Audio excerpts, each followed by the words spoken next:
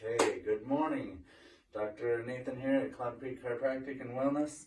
And today I do want to talk about a few things that might help you if you are a runner. I've had a lot of different questions about running. You know, it's spring, everybody's getting out, everybody's doing a lot of running. I know it's awesome, but a lot of people have been getting some back pain with that or some hip pain.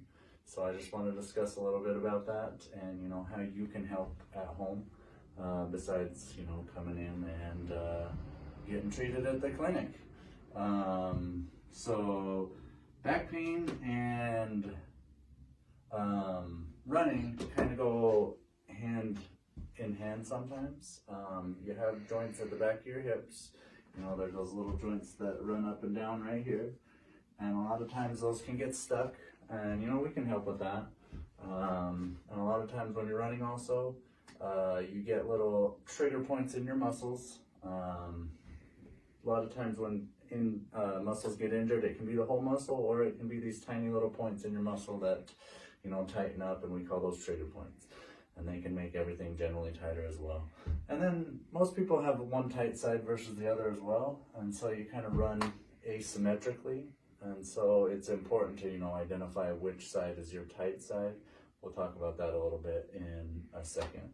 So a couple of things that, you know, suggestions that I have that you should do.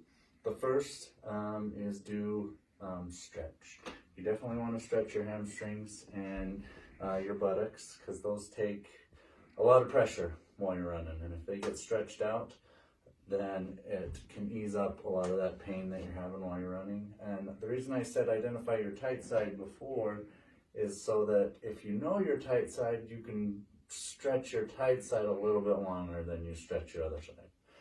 Because if you can keep even and keep symmetrical, then running will go so much smoother. Probably the most important pose for your back, stretch for your low back specifically while you're running, is maybe the child's pose. Learn it. It's a yoga pose that you're on your hands and knees. You stretch your hands out as far as you can in front of you.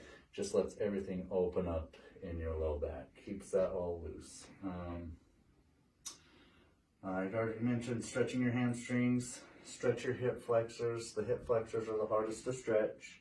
I know we've gone over it before, but what you want to try to do is keep your pelvis up forward like this, not back like this, but then just stretch forward right like that, and you'll feel the stretch right here, and then sometimes in your low back, because that hip flexor is, you know, connected to your low back.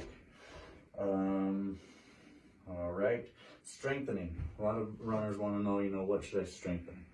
Probably hamstrings and glutes are probably the most important thing to strengthen when you're running. You know, they help support the pelvis. They take pressure off your low back. They take pressure off your hip flexors, you know, so strengthen those. If you're having a lot of pain running and you still want to run, you could try aqua jogging.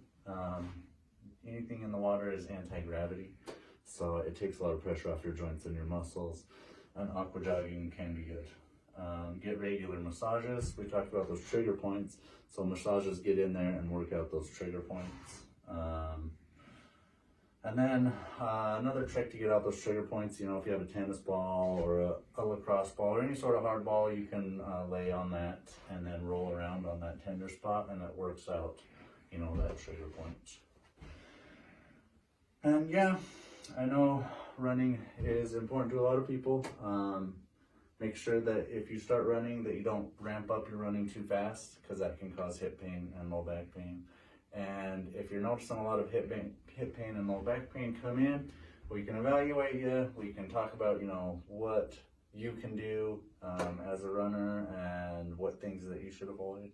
Just let us know. We're here for you. Thank you.